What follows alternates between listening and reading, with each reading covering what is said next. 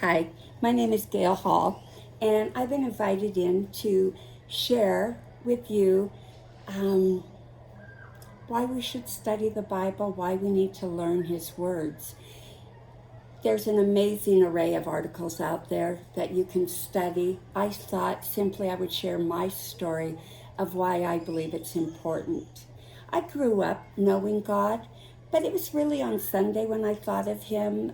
As we got older, my family stopped going to church, and I believed in God. I knew He was there, but I really didn't think I needed Him.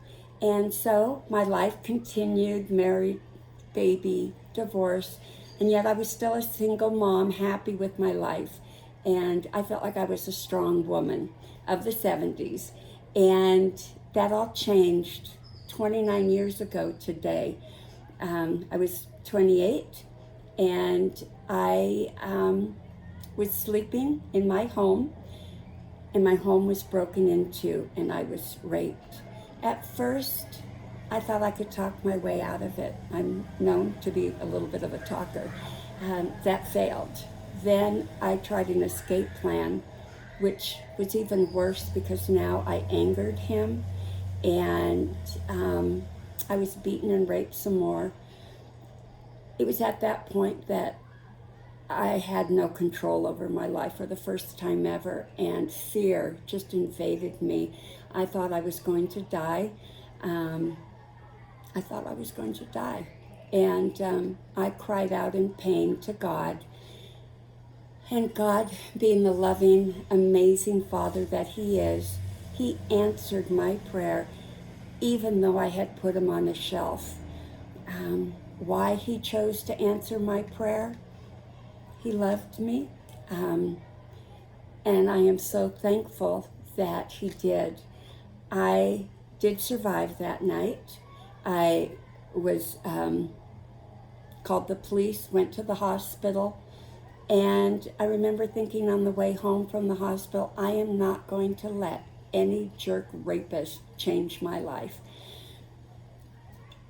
And so I even made it to work that day. Had I looked in the mirror, I wouldn't have. But that feeling of I'm a strong woman dissolved at night, because at nighttime, that fear came back. I was hurt. In the one place a person should feel secure, in their home, and I no longer felt secure. My heart would pound at any noise the house made. I tried boarding myself in. The fear still crept in. I tried to take sleeping pills. I was too afraid to take them. What if I was asleep when he came back and my son was in his room? Or what if I just didn't wake up when he came back? I mean, I couldn't do it. The fears crept in. Nothing I tried, security systems, anything worked. This went on, and after about 1 month, I cried out in pain on the way to work. I didn't know how I was going to survive this stress, this fear. And God once again answered me, and I felt a warm glow surround me. I saw the most beautiful, incredible rainbow I've ever seen. And I knew then that God was there, and He would be there for me. I wish I could say my life was easy after that, because it wasn't. Because once again, I put God on the shelf because I thought I could solve the problem for the most part. And so I met my husband shortly after that. Being a fireman, when we got married, he was still gone once every 2 to 3 nights. And so my fear at nighttime continued. I was tired and irritable at times because I was just running on lack of sleep. We built 2 homes, 2 moves, 2 more children, and the stress took its toll on my health. I was suffering from post-traumatic stress syndrome, didn't even know what that meant, let alone that I had it. And the stress took away my job. I was no longer able to work as a dental hygienist, nor run, and I was a runner. I lost those two identities that were very important to me, which added more stress. Because I wasn't working, though, we decided we should take in foster kids, which we did, adding more stress to my stressful life. And it was about this time that I thought, I need to take my children to church so that they know who God is in case they have a crisis. I wanted them to be able to know God. I didn't need to know Him anymore. I sort of look back and laugh at that. And so began our church search. We were looking, not having much luck, and a friend invited me in to her church.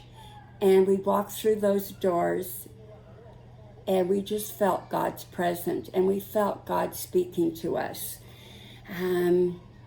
We started taking Bible studies.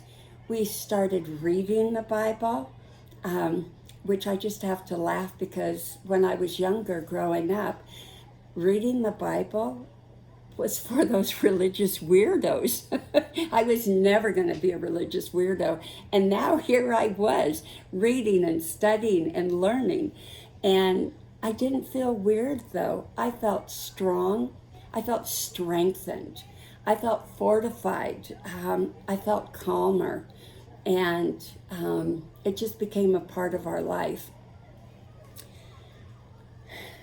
This is about 12 years after my rape when I went to church and I heard a sermon from Pastor Mark.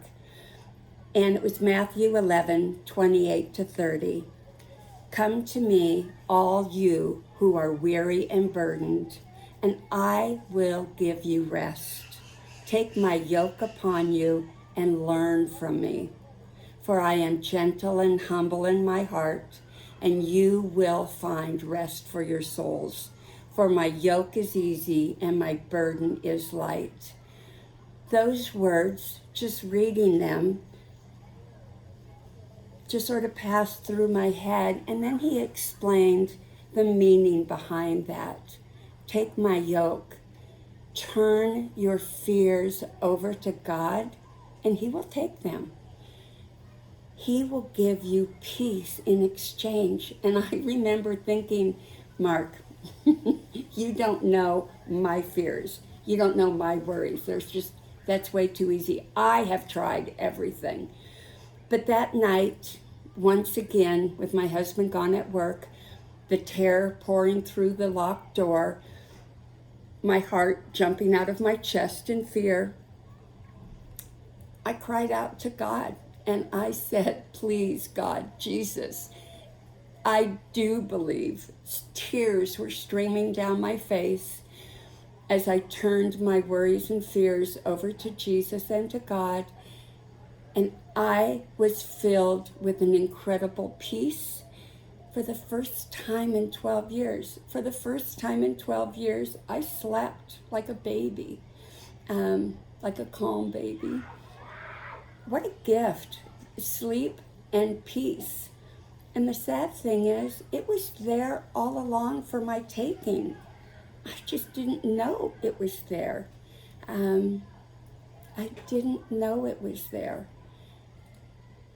My life after those next 12 years was not necessarily a trouble-free or easy life, but every time there was a worry or a fear, I knew I could take Jesus' word and turn that fear and worry over to Him. And He would take that fear and turn it into peace for me, no matter what I was going through. And this is why I truly believe we need to learn and study His word. Jesus and God, they want to fill us with the Holy Spirit, fill us with His love and His peace as we walk His path. And so my prayer today is for you to turn your worries and fears over to Jesus, over to God, and learn from His wisdom, because that peace is incredible and calm in the midst of crisis, in the midst of happiness, in the midst of whatever you're going through. So may peace and love follow you, and may you receive his blessings. Thank you.